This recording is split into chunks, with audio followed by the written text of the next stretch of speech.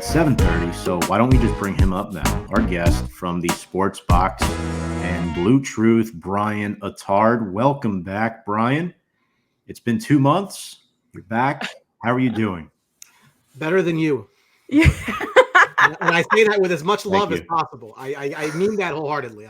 That's a fact, though. I think of you guys often because it honestly takes a lot of dedication as a fan to continue to bring fresh content the way your team has played this season. So I give you nothing but immense kudos for that. It'd be very easy to be like the football team and just kind of hang it up, and you don't do that. And I think that deserves recognition. I really appreciate that. Knowing that hopefully we won't suck forever. Hopefully this is not a repeat of the 60s and 70s. Yeah. So it makes you appreciate these people were here during the bad times. But that's what makes the good times great. That's the thing is in sports is, for the highs to be high, the lows need to be low. And I'm a big believer in that. So sports is cyclical. The Giants will be fine eventually. I just don't know when. Let the good times roll. That's right. So we're going to start. Sam, we'll start with you tonight. We got a lot loaded for you, Brian. I think we have some good topics. So let's get started.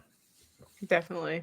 So Giants Cowboys, our second meeting this year. Obviously, you guys beat us the week 1 40-0, even though we all went into that game with a lot more hope than we were anticipating. But one of your, you guys seem pretty, after last week, you guys seem pretty fit. You're good to go, except for your left tackle, Tyron Smith. If he can't go, who is going to be stepping up for him? So, they've played Tyler Smith there at times, but I think in order to keep the line, really just as intact as possible with guys playing the positions they normally play, it'll probably be Chuma Udoga at that spot, which is not exactly confidence inspiring, to put it lightly. It sounds like from what I was able to see today that Tyron will be ready to go. The injury report was just an illness. It wasn't like a bodily injury or anything like that. So I would anticipate him being available, barring anything, late that changes. But Tyron is going to be 33 next month. And I don't think he's going to be like the Jason Peters where he plays into his 40s because he keeps cashing checks. I don't foresee that. And he has not really been the picture of health, the last few years. It's been hard to count on him. I still have PTSD of the game they played against Atlanta where he was a late scratch and that got sacked 6 times. It was just like, there's nothing you could do. Players don't get healthier with age. I think we're in the 8th inning for Tyron Smith. Sadly enough, because he's been a great Cowboy and doesn't have a lot of success to show for it. He's been a phenomenal player for a very long time, but age catches up with everyone. I like that innings reference there. I use that a lot in my line of work where I say kind of where we are in the process. People understand it. Yeah, and speaking of innings too, what inning are you in with this guy? 7 total touchdowns over the last 2 games. Has Dak impressed you? And I know you're a huge Dak critic, but I promise, Brian, this is not a satirical type of question. Yeah, no, I get it. It's the fine. way I worded it. Yes. Are you impressed? No. So look, anybody can run it up against a bad defense, and he's been the king of that his entire career, right? I think what's even more exacerbated that trend this year is they can't rush in the red zone. So I think that's led to him having more passing opportunities, which just by the nature of numbers has led to more touchdowns. But I think that's more situational result than anything else, and we talked about this before the week 1 game. They were going to have issues scoring touchdowns in the red zone, and that's absolutely been the case. So, good for Dak that they're scoring, but some of that is just they're running it up against the Rams, the week before this, or it's because they're not running the ball. This past week game pissed me off. The Eagles defense is just not good in the back end. I think it got old very quickly. Overnight, it felt like these 2 great corners. Now they can't cover anybody. The touchdowns Dak scored against the Eagles were 7 yards or less. So in previous years, that's probably a run. It's not like they're bombing it for touchdowns. That hasn't really been, what happened. But, the Eagles game specifically, if you want to give Dak credit or you want to give Dak the blame, whether it's McCarthy or it's him, they cannot get out of their own way when it matters. The touchdown, which wasn't a touchdown, to Luke Schoonmaker, I didn't like that play call. I didn't like throwing it to, at very best, your 5th pass catching option in a spot like that. And of course, the pass is short with a lot of green space around him. That can't happen. The 2-point conversion when you are running out of bounds, that can't happen. The throw to Lamb at the end of the game that he had to come out of the end zone to catch and then couldn't get anywhere back to it because it's obvious, right? That can't happen. When I look back at that game, it was less than that the Eagles won. It was that the Cowboys lost. And that's what they have done for a very long time. That's on Dak and that's on McCarthy, but it's mostly on Dak. Came up very, very small when it mattered. And I have seen that movie way too many damn times. I've been texting Eagles fans during the game, about 10 minutes left. I said, look, he's going to have a shot to win this at the end. He's going to remember who he is and he's going to blow it. And that's exactly what happened. And it is infuriating. So the long answer was that. The short answer is no, it's not fantasy football. And that's great that you're doing all this wonderful stuff that doesn't matter. But when it does matter, you look this big and we can't have that. Yeah, totally. That throw to it's Schoonmaker? That's how you say his name? Yeah. Sorry, I went to school with someone who had a similar last name. But how are you throwing that ball to your second tight end? Yeah, how are you throwing that ball short of the goal line? Like, how are you doing any of those things? And it's just like, I don't get it. So let me ask you this: you guys did just acquire Martavius Bryant. Do you feel like, well, one, how do you feel like he's going to help out your offense? Two, do you feel like those were things that led up to that happening? Like, why are you adding another, target onto your offense? Sure. I mean, I think any impact he can have is great. CeeDee Lamb is having a very nice year. He's at 824 yards in 8 games. The next best receiver is Michael Gallup at 243. So there's a huge gap there. And they seem to have absolutely no idea how to use Brandon Cooks, who has 17 catches in 7 games for 165 total yards, which is less than Lamb had in the game we just saw. Tolbert, Turpin, they're guys, right? Turpin's better as a returner. So, why not take a shot on a guy like Martavius Bryant? What do they have to lose? It's not quite the Trey Lance thing, but he's basically a scratch-off ticket. That's kind of what Martavius Bryant is. He's on the practice squad. We'll see if it goes anywhere. But I remember, it reminded me of when the Cowboys were on Hard Knocks a number of years ago, was when they had brought Pac-Man Jones in. And what Jerry said on Hard Knocks was something to the effect of that he liked the idea that Pac-Man was on his last chance, that he wasn't going to be able to screw up and get another job, so that he felt that the Cowboys would get the best they could possibly get out of Pac-Man Jones. I think for Martavius Bryant, it's probably a lot of that same theme. Like, okay, if it doesn't work here, where are you going to go? Like, how many teams other than the Cowboys and the Raiders regularly sign guys like you? I think you're already, with the Raiders. So, like, you're out of chances. This is your last shot after all this time. It's purely a scratch off. I'm not expecting to see him on the field. I think that it would be a while to do that. Like, someone might get hurt. Free insurance, I'm fine. Yeah, I'm not, Mark. I'm not. Martavius Bryant's not going to do a whole lot, but compared to what else that they have, it's worth a shot. Julio is worth a shot for the Eagles. What it cost you, right? Yeah, and I think to your point, Mark's previous comment as well.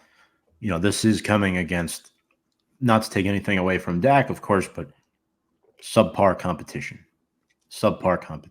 Mm-hmm. You can't deny that, which kind of leads me to my next question. Remember on week 1, you made a prediction. I did. Who would have the most touchdown receptions for Dallas this season? And your answer was Jake Ferguson. Well, we're in week 10. Mm-hmm. And guess who is tied for the team leading touchdown receptions? CeeDee Lamb. And Jake Ferguson. Jake Ferguson, yes.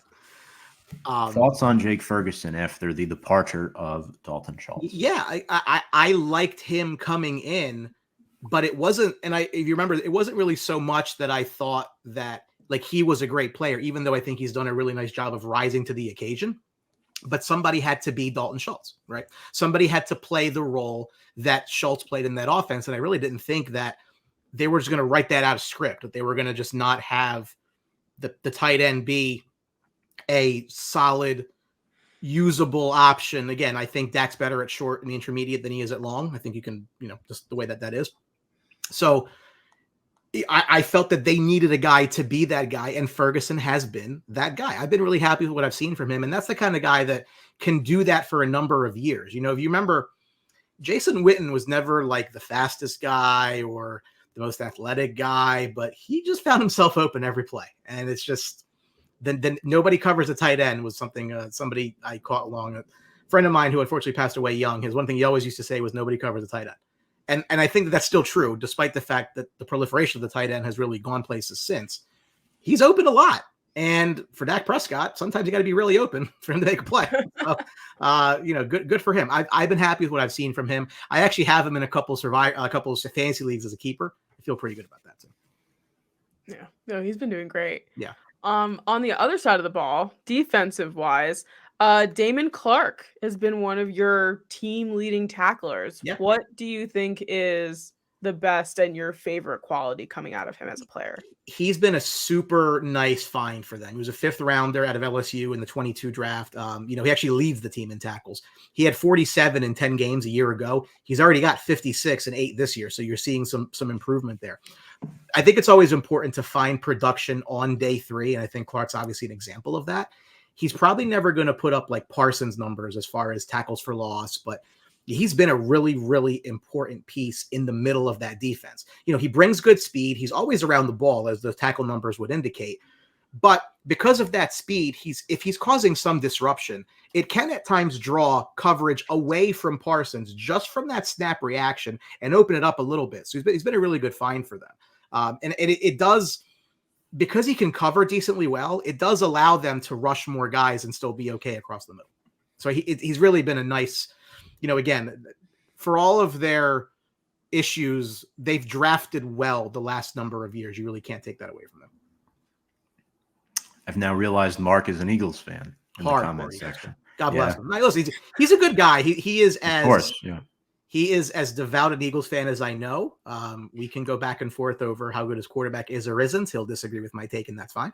But that's good for him. He was at the game. I'm sure he enjoyed it. He had a WWE championship with the Eagles logo on it. So nice. I can respect that as a wrestling guy. But his team won, so he can enjoy it. Absolutely. And, you guys still have a shot, I think, at this division, even though it may seem a little far-fetched right now. I mean, looking at the Eagles' schedule, it is not easy. Mm-hmm. And yeah, I'm not sold on their defense this year. I mean, there's still a good chance they win it, but sure. I mean, history tells us that they should not win it. But next question is about Micah Parsons, Brian. Against the Giants' offensive line, I mean, you got a revolving door at pretty much every spot on the line, but this is the healthiest the Giants' line has been since week 1. No Evan Neal. Evan Neal can block trash cans or hamburgers for all that we care. I called that one dead wrong in the first person. It's okay. It's We totally all okay. We all did. Yeah. What makes him near impossible to contain? Because if you remember after week 1, he went on his podcast and had a lot of high praise for a few Giants players, including Daniel Jones. And now going up against Tommy DeVito, I think that challenge just got a bit easier for him. It is a strength versus a weakness, right? Parsons had a sack, had some good pressure in that game. He may have had more, honestly, if it didn't get out of hand. He's such a dynamic player, and he reads the play really, really well. Like when you match that physical speed with that quick reaction, that mental speed, knowing where to go and how to get around the blocking scheme, that's very much a unicorn player. As much of a total package as we've seen at that position, likely since Lawrence Taylor. And he makes everyone else around him that much more dangerous. We just talked about Clark. When you're as an offensive coordinator, you have to game plan for Micah Parsons, and he still burns you anyway. And he's opening up lanes for other pass rushers. Like you get that butterfly effect on your defense. Like everybody just gets better because of his speed and how quickly he can read. Your pass rush, your secondary looks better when the quarterback has to make a bad throw because he's getting pressured. Like that domino in football more than anything, and you really can have that impact from just one player. So I mean, I love everything he can bring to the table, and how can you not? I mean, there's nothing he doesn't do well. Listen, we did our Sports Box draft show. He was not who I wanted. I was under the impression they were going to end up getting Surtain or the name's escaping me right now. He was the other cornerback. Either way. J.C. Horn. There it is. Yes. I thought they were getting a corner for sure. And when they both went, I'm like, well, what the hell now? So I was surprised, very, very happy, and happily wrong. So he's just such a, I mean, he's going to make a lot of money too. That's the other thing. Oh, that's going to definitely. Be fun. So, obviously you guys just went up against the Eagles. It was a rough game. Could have been won. We did just go over that. Yes. Should have been won. Yeah. But nonetheless, you guys are still in this mix. You could win the NFC East. You guys are definitely going to the playoffs. But what do you think needs to improve? What do you need to do better as a team to make sure that in these second half of the season, you guys make sure that you win the division? I mean, I think realistically, just when you talk about the schedule, and Tom, you alluded to it, after that loss in Philly for the Cowboys, it's really not going to be easy. They did themselves no favors losing that game. Yeah. So the remainder of their schedule is they have the Giants this week. They go to Carolina. They host Washington, host Seattle, host the Eagles. So 3 home games in a row. They go to Buffalo, to Miami. They end up hosting Detroit and then at Washington. So realistically, let's say they lose to Buffalo and Miami. I think it's fine. I'm not upset about that. And you win the rest. That's 12-5. So if the Eagles are 8-1, with all due respect to the two of you, I love you, but they got 3 wins at the end of the year for sure. You got 2 against the Giants and 1 against Arizona. I just don't think the Eagles lose those games, right? So, you mentioned it, Tom. They're hitting their hard stretch here where you're at Kansas City next after the bye week. You got Buffalo and the Niners at home. You go to Dallas. You go to Seattle. The Eagles need to lose 3 of those 5, with 1 being the Cowboys game, to get to that same 12-win area. Yep. Mm-hmm. Stretch is tough, but I think what helps the Eagles is you do get Buffalo and San Fran in your building. I don't think you lose both. If you lose one, you don't lose both. I think you beat the Bills. Yeah. There's a path for the Cowboys, but it's narrow. But as far as what the Cowboys can control, they really need to figure this out offensively, because you need a secondary pass-catching option not named Jake Ferguson. And there's too much talent between Michael Gallup and Brandon Cooks to have that minute of production, right? Mike McCarthy, among other things, which includes their red zone rushing, they need to figure it out quickly. If they end up with a playoff blunder again, I really don't think he's brought back. And now, is that me trying to will my desired outcome into reality? Yeah, maybe a little bit. But still, they can't flame out the way they did last year, and he keeps his job. One thing I will say, though, the way that the NFL playoff format is, right? Let's just, for all intents and purposes, say somehow Seattle wins the West, and who cares who wins the South, right? The 5 and the 6 would be the Cowboys and the Niners, who are arguably, if you think the Eagles are the best team, 2 and 3. So from an Eagles standpoint, last year, it's all the Giants' fault, by the way, because if the Giants had not beaten the Vikings, the Cowboys get the Eagles and probably beat them. So I do hold you responsible for that. But thank you.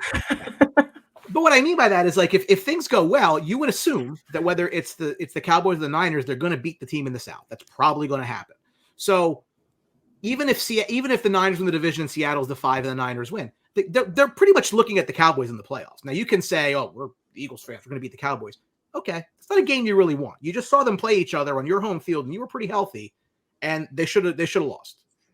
They won. That's great, but that was more the other team being the other team than you being yourselves. So it's just I wouldn't feel super, super confident if I'm an Eagles fan that Dallas is coming in to play that divisional round. It's not like the old days where, you'd have some ass team come in. The 4 divisions with every team getting the home game, I think actually hurts the one more than people realize, because you always get that hungry second place team, as opposed to, which is usually better than a team that won a weak division.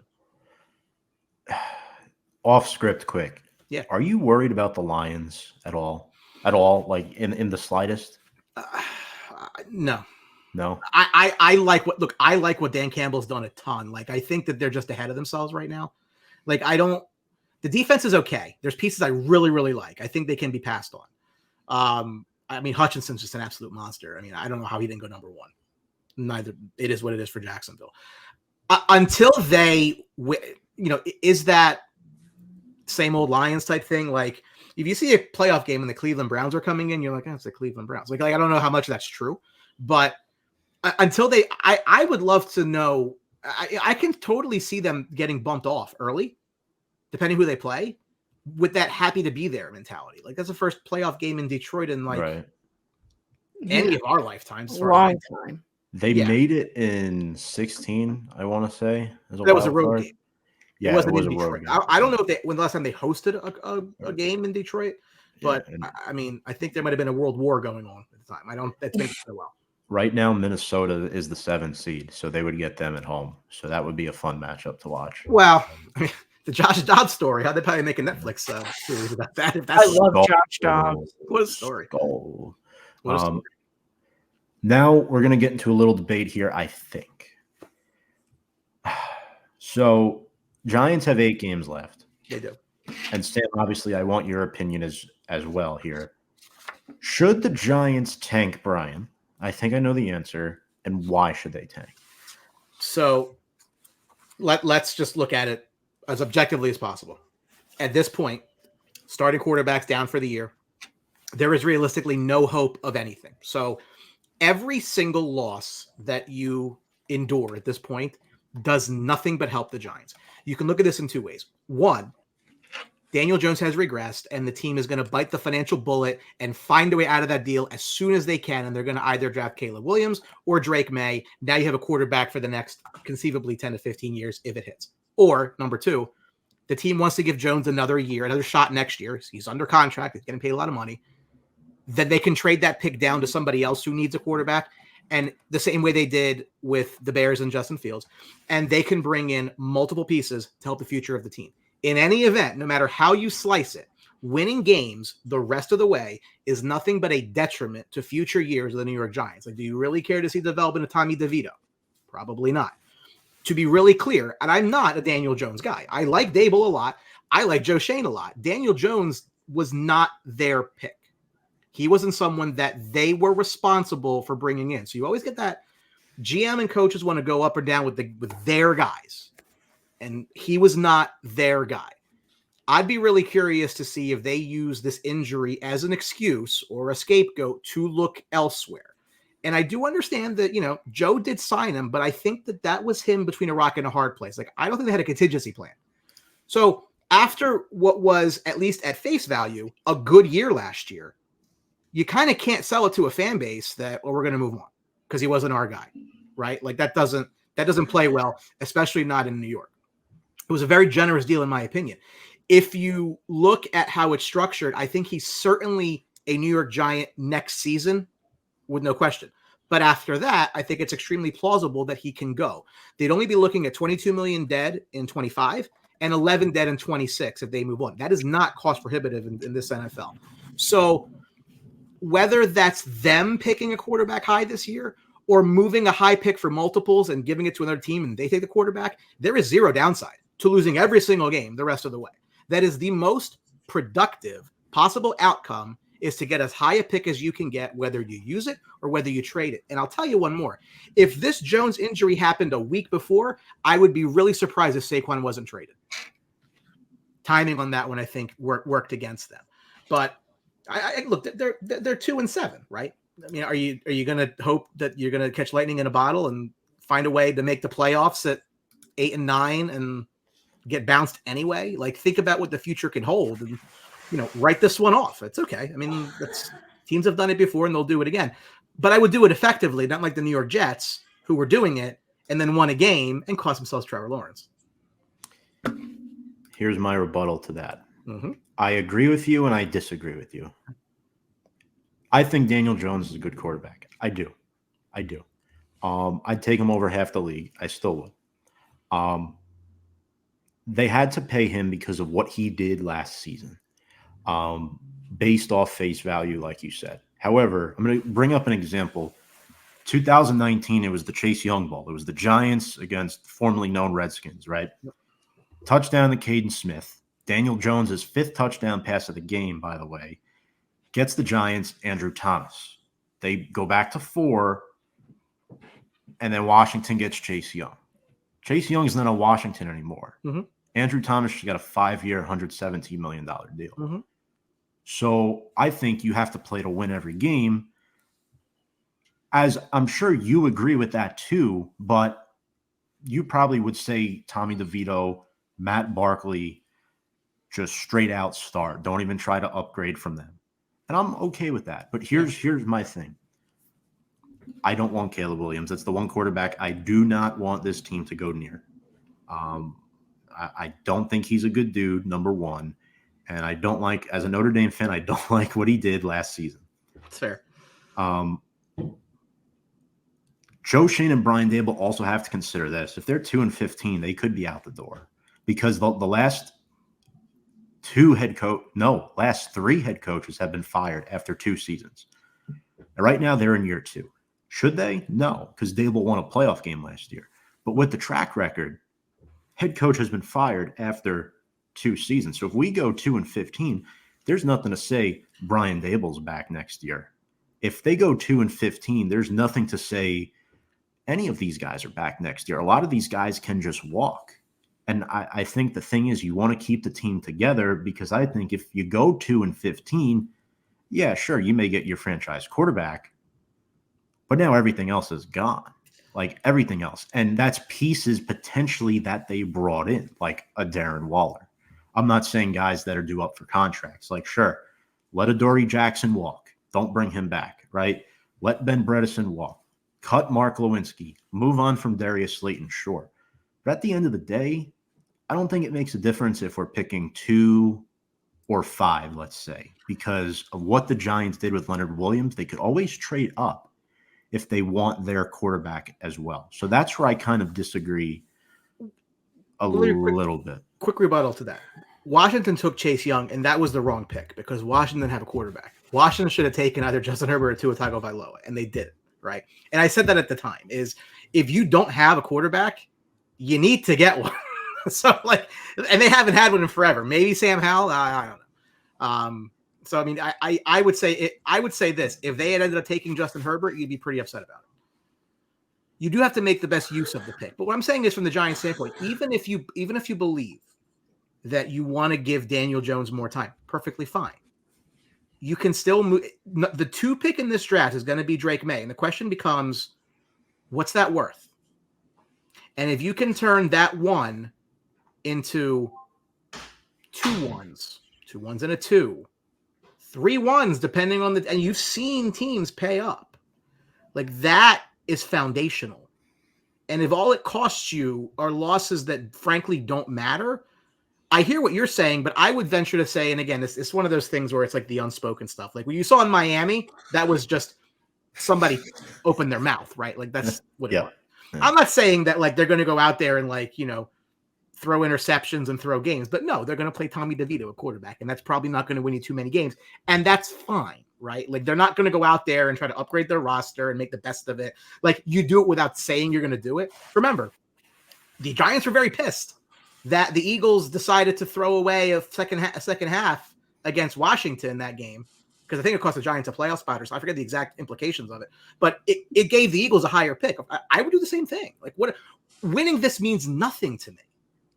Whereas that little bit of an impact could have a decade's worth of fruit to bear.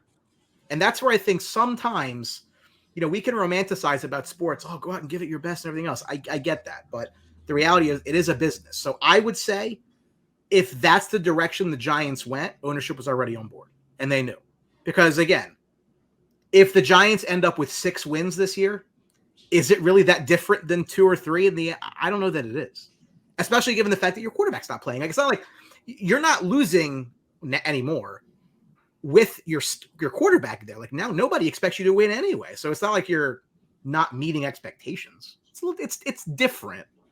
I see your point though. People always say, oh, well, the winning mentality, this, that, and a third. I don't know. I think sometimes that gets overblown by, we romanticize it, right? Like, oh, it's building a culture. I'm like, give me some talent and then we'll build a culture with like that's kind of I just don't want to lose. Yeah, I mean, look, the Rangers went through it. I mean, the Rangers got 2 picks. You can say whether it worked out or not, but whatever. They got lucky. They ping pong ball sometimes are the best general managers. That's fine. But they got the most value out of those seasons. I mean, I would sit here and people will say I had 6 heads. You know what? It's perfectly fine. The Chicago Bears had a more productive season last year than the Eagles did. Because the Eagles won nothing.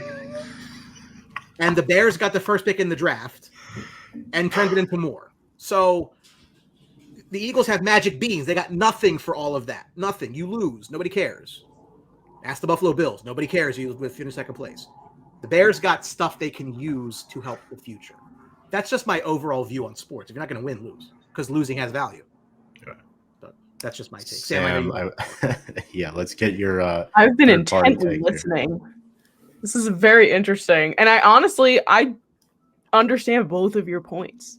Like, I heard both sides very clearly, and I really am not sure.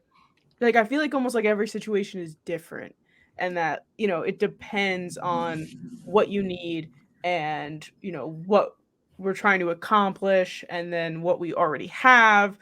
And I feel like I would rather have a lot of draft picks with where we're at right now. Like, I would rather have, like, I don't think we need to, well, I mean, we need a quarterback, but like, I don't want Caleb Williams, like Tom said, not for the same reason. I think that he's kind of fallen off this past year.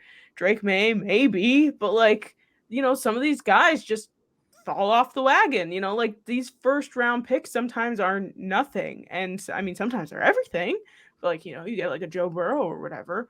But, I would gamble these lower draft picks to have more of them to build up what we need, because we need so much.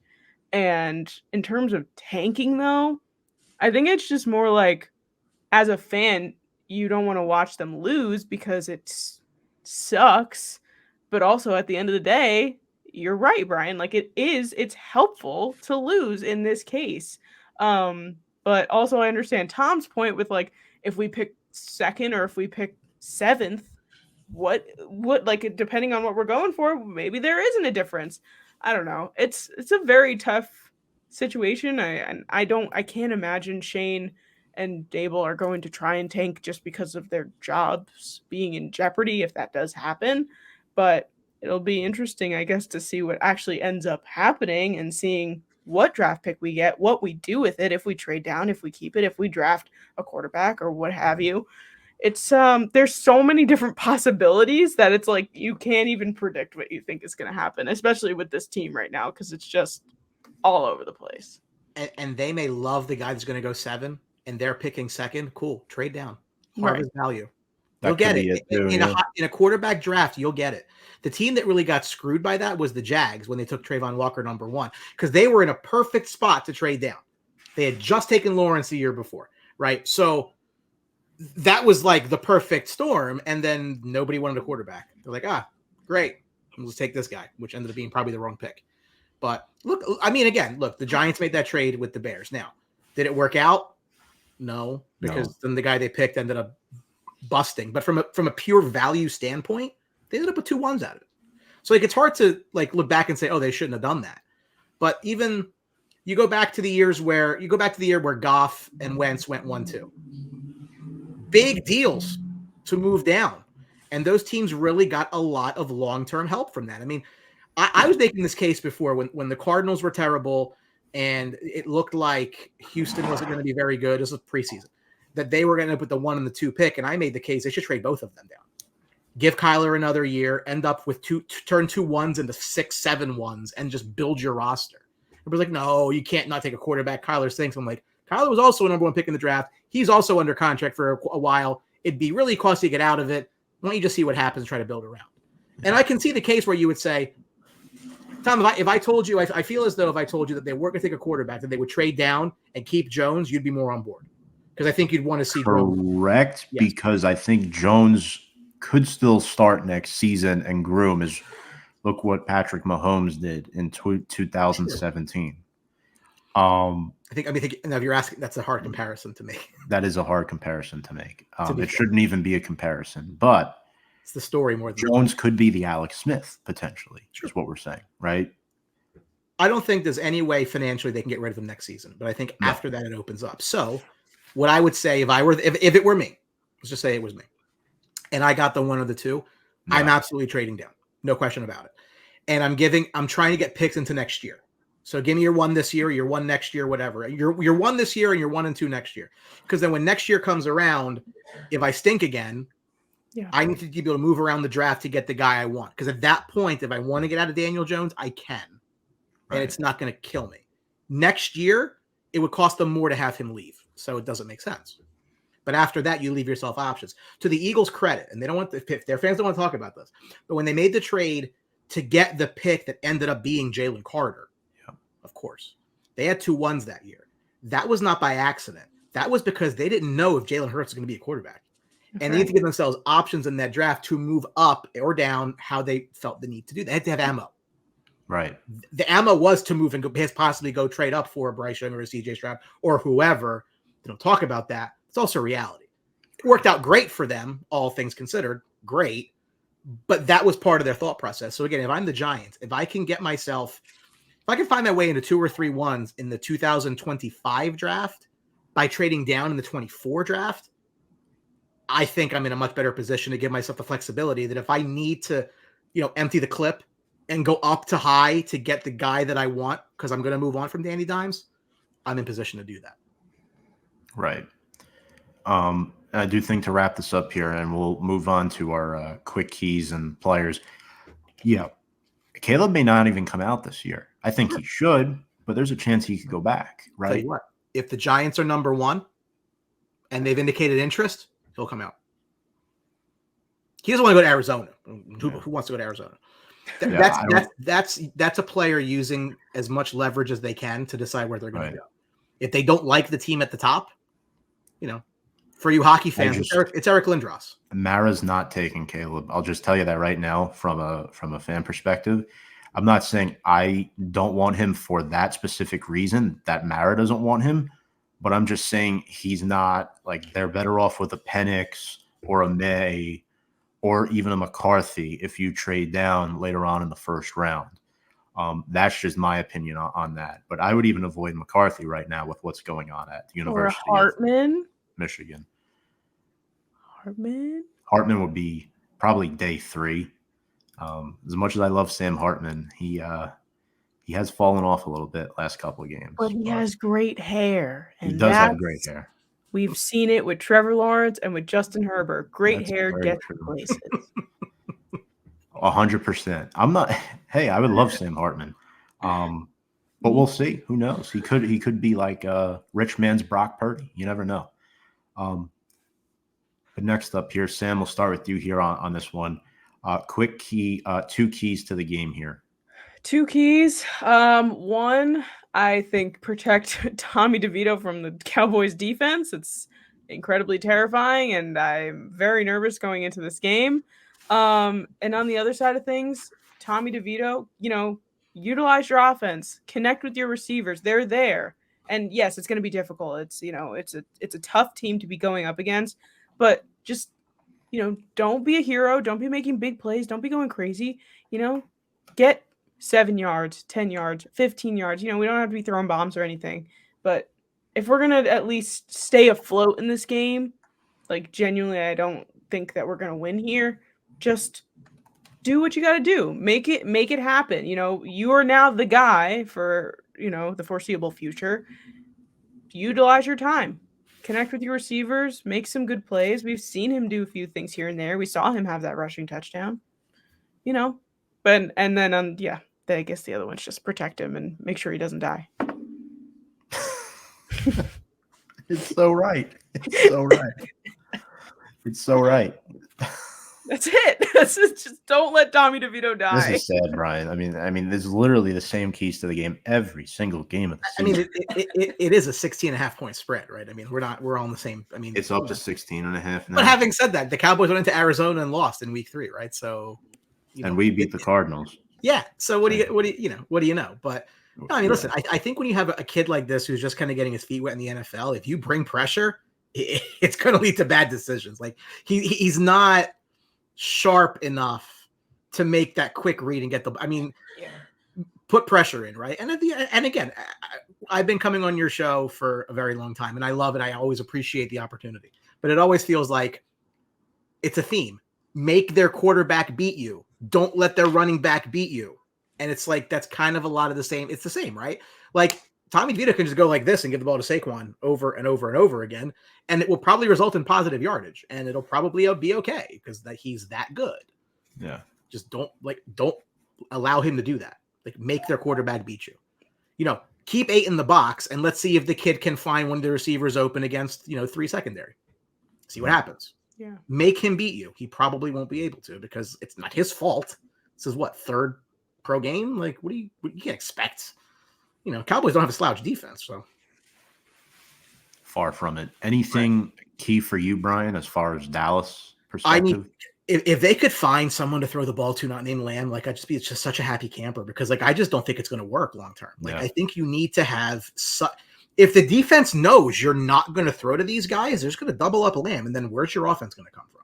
Like you need to have that. You can't just start doing that in the playoffs.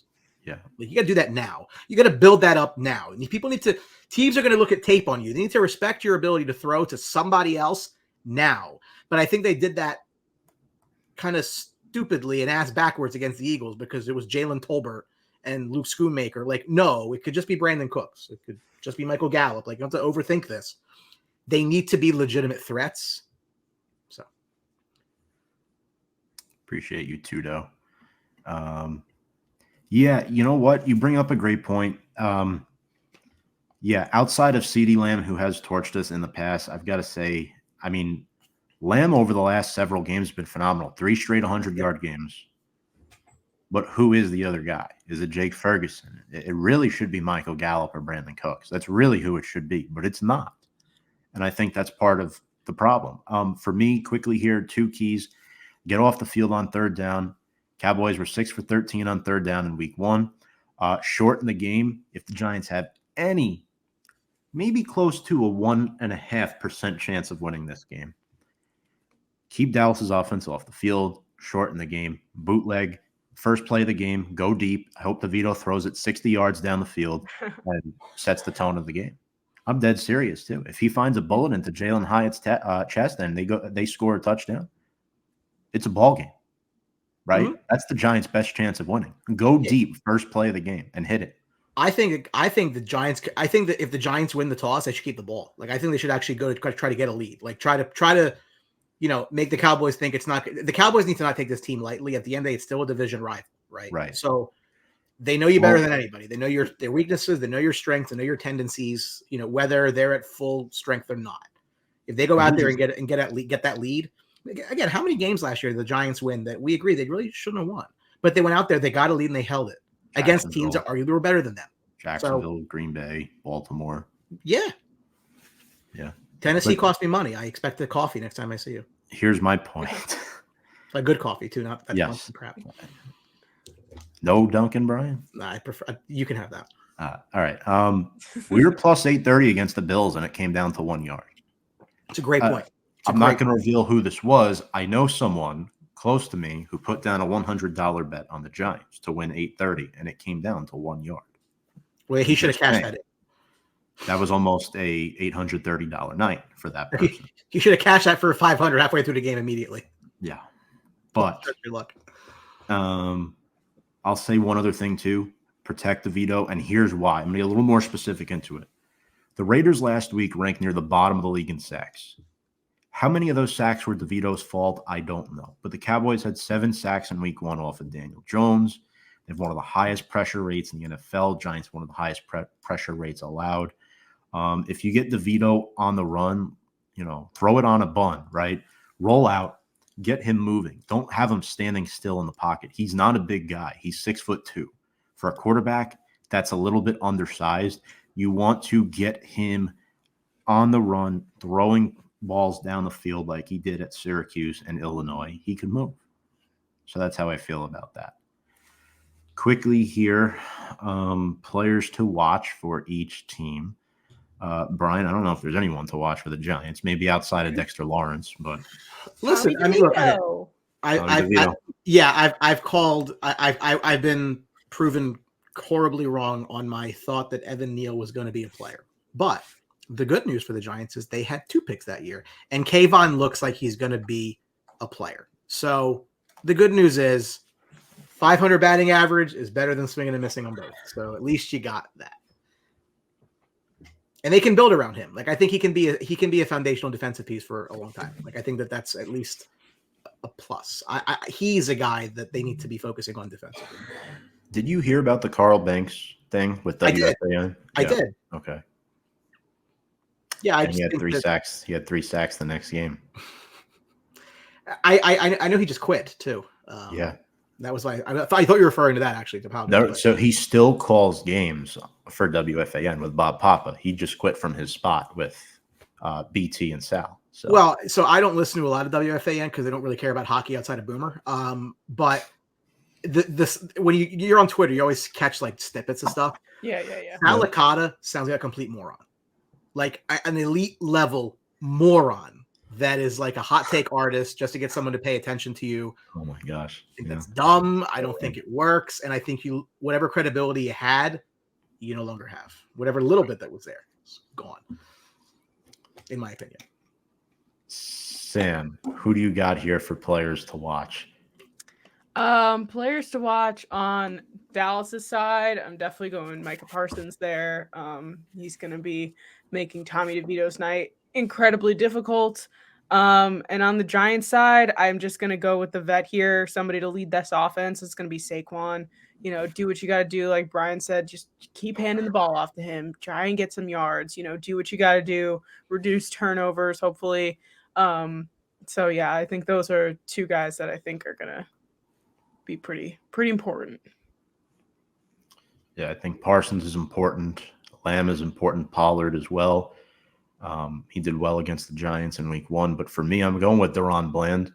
He stepped up big time for Trayvon Diggs this season. Yeah. The 4 interceptions, 3 of them returned for touchdowns, by the way, and 10 passes defended. All of those categories lead the team.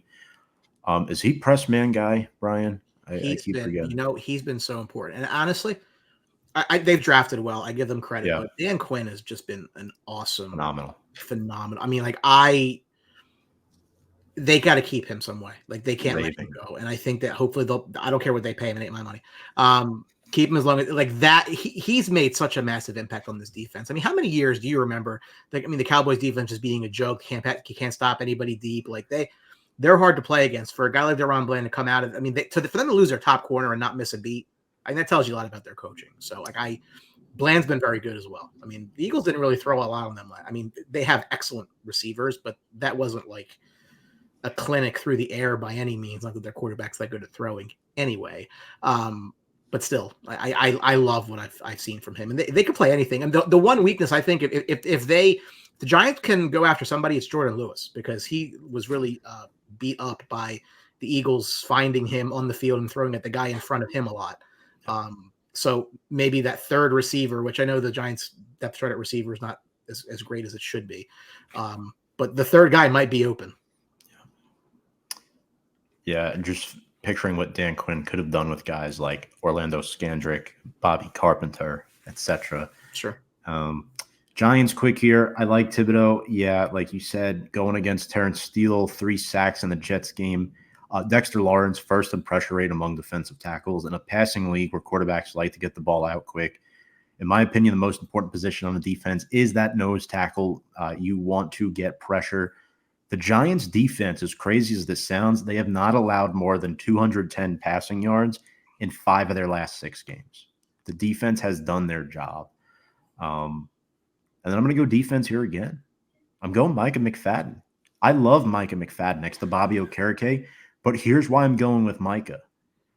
He has a difficult assignment against Jake Ferguson. Bobby O is going to be on that running back, Tony Pollard.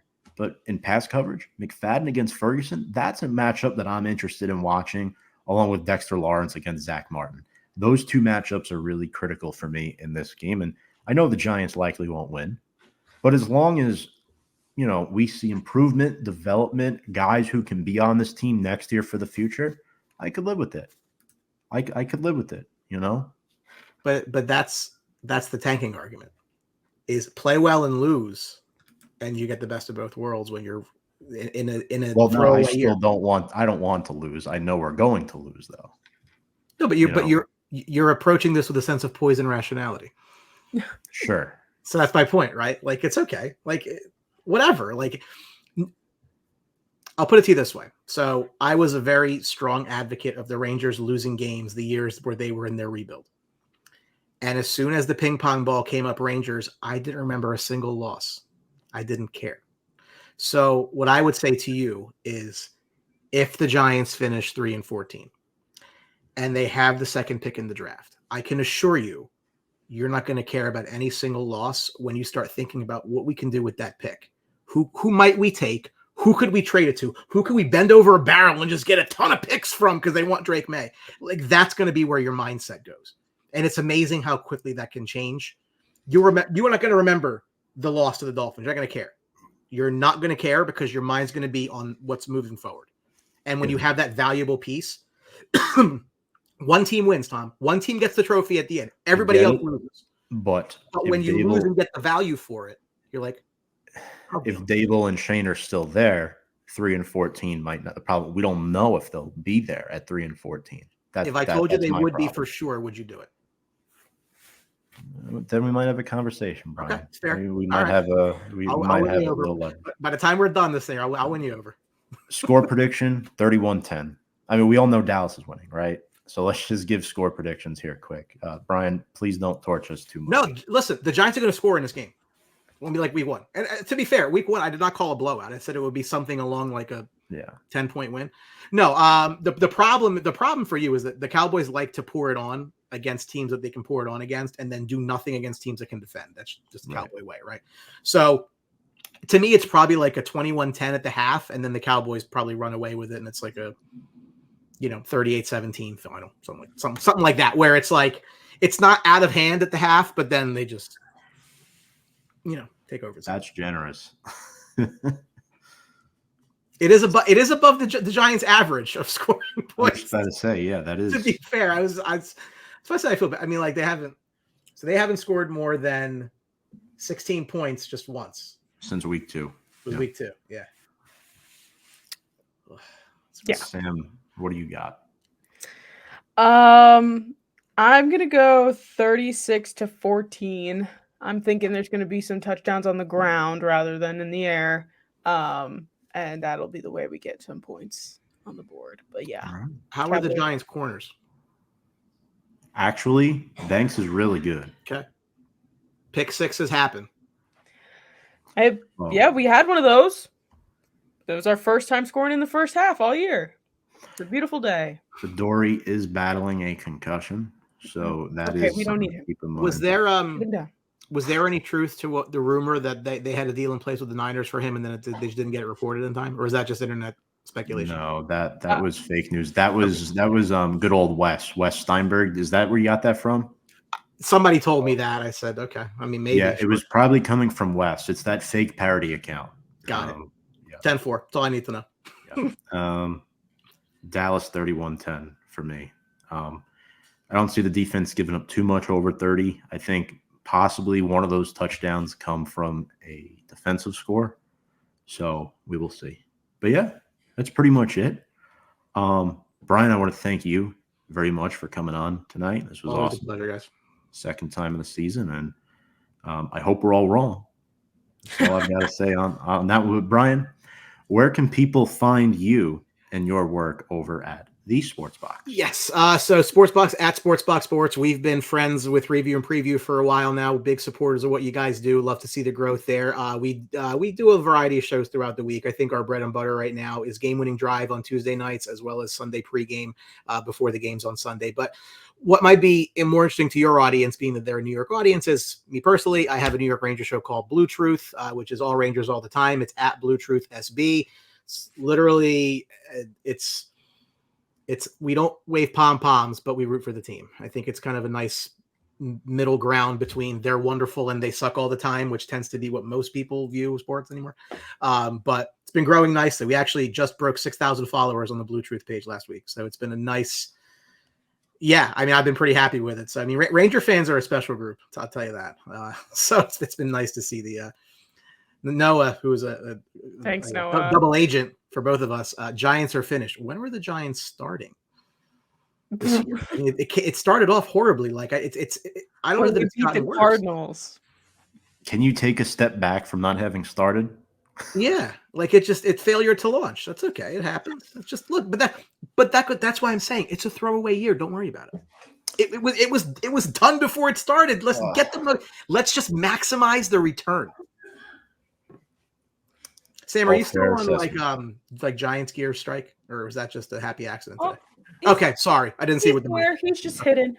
No, I correct the one week I brought it up, and you're like, yes, you read that correctly, so I didn't know if that was still the case. Yes, it was in fact true, but I do have Fair enough. doubts Okay, today. as you were. So. Sam, appreciate you as always every week. Any final thoughts here before we sign off for the Big Blue faithful? Yeah, just don't hurt my feelings. That's all. I'm okay with it. I've come to terms with everything. Just don't hurt my feelings anymore. Just go out there and try. Yeah, exactly. You heard it here first, New York Football Giants. Appreciate you all for watching. Make sure to check us out on all of our social media on Instagram, Twitter, and YouTube at Big Blue Avenue. We appreciate all of your support. And without further ado, let's go Big Blue.